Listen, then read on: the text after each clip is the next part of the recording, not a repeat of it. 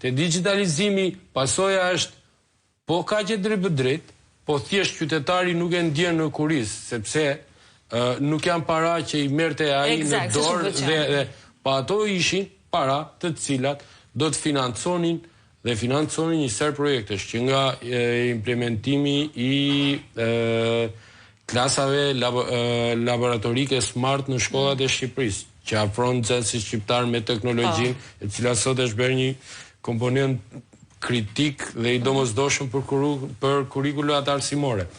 Financojnë projekte të tjera të cilat lehtësojnë jetesën e qytetarëve.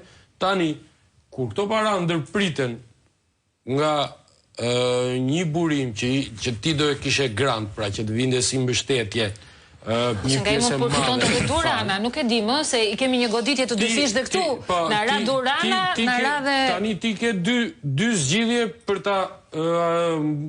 ta kompensuar këtë boshllëk. Ose nuk do i besh ato gjëra, patjetër, ose do i besh duke marrë nga aparatet qytetarëve, pra duke futur dorën në buxhetin e shtetit. Po ç'do marrim më shtetit. parë aty për të financuar këtë apo për të vjedhur, se kështu na rezulton këtë gjitha, nga 2 në 4.